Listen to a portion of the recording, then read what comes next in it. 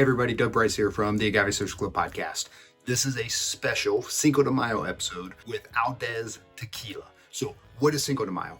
A lot of times people think that Cinco de Mayo is the Mexican Independence Day. That's wrong.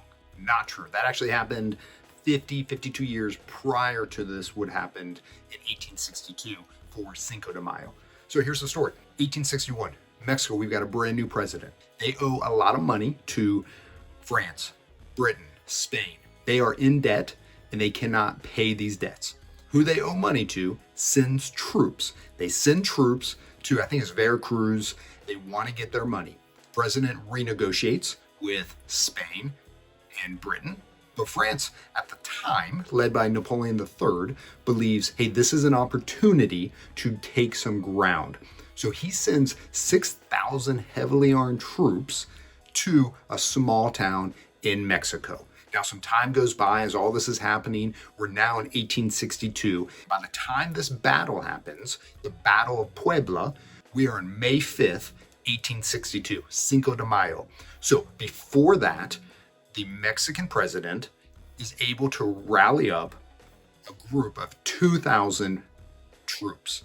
Now, I'm going to use the word troops lightly. They are not heavily armed. They are not trained, but it's 2,000 men that have said, hey, we will fight. So on May 5th, 1862, they fight 6,000 versus 2,000.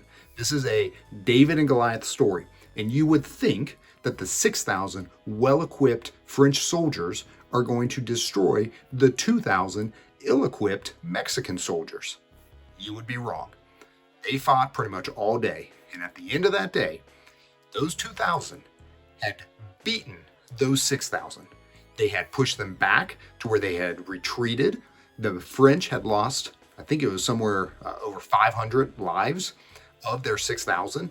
Of the 2,000 Mexicans, less than 100 lives had been lost. So this was a real celebration in Puebla there for that town, but really a story of, hey, we can fight back. Now, the United States has taken the story and we turn it into a celebration any opportunity we can. So in the United States, Cinco de Mayo is actually more celebrated than in Mexico.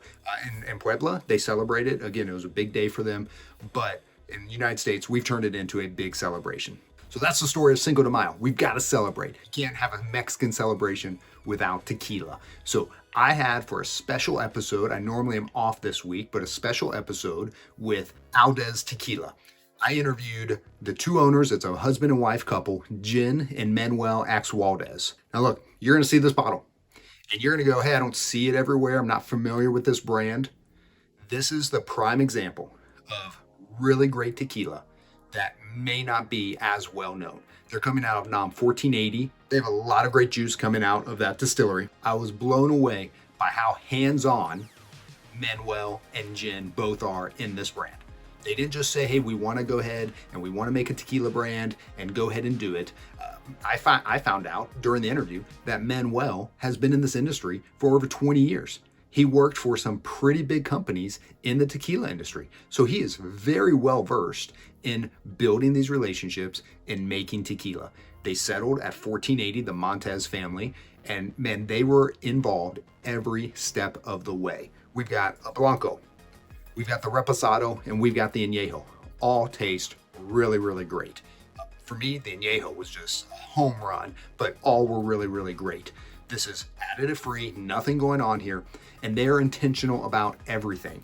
They've got recycled glass, really neat. You hear in the episode where they're getting this glass from, which is kind of neat. Upcycled corks, everything here is recyclable. Even the paper here, really thin paper. They said if you get this wet, this will immediately come off. And I'm starting to see it up here where it comes off very easily. They did that intentionally so that this could be recycled again.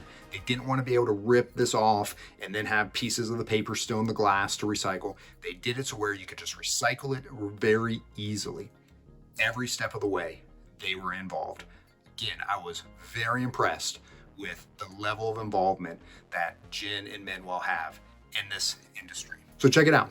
When you're celebrating Cinco de Mayo, know that, man, this was a big day for this battle, and I hope that you've got some great tequila with you, and want to encourage you to check out Aldez Tequila. you can go to aldeztequila.com, ALDEZ tequila.com, and you can purchase their tequila right there. It's priced right, not super expensive, really well made. Again, everything here is happening additive free, 100% organic. They are in the process all the way through. Shared a funny story on the show where as they were waiting for trademark, they had this juice ready to go. Their Blanco was ready to go. The distillery was like, hey, are you gonna take this? Are you gonna buy this? We can't just hold on to this forever.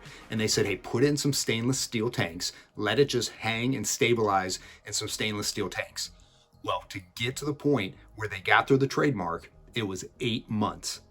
He tasted the tequila again, and after 8 months, there's a difference there in that flavor profile from just hanging in stainless steel. It's not in a barrel. It's not being, the steel tanks aren't doing anything to it, but 8 months resting, stabilizing will have an impact on it.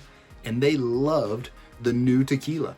So their new process is it rests in stainless steel for 8 months, which was kind of interesting to hear. Just one of those things that they didn't plan on it, but as they got into it, they saw, hey, this is actually a better product than what we were planning on the original. Thanks for watching these videos. I hope you're safe as you celebrate Cinco de Mayo. I hope this is a prime example for you to try new tequilas that you may not be as aware of. There are so many great brands, so many great tequilas out there that may not have the marketing dollars as some of these big brands. And I want to encourage you to give them a shot. Check them out. Find out what distillery they're coming from. If they're coming from a distillery that's having some great juice coming out of it, give it a try and see what you think.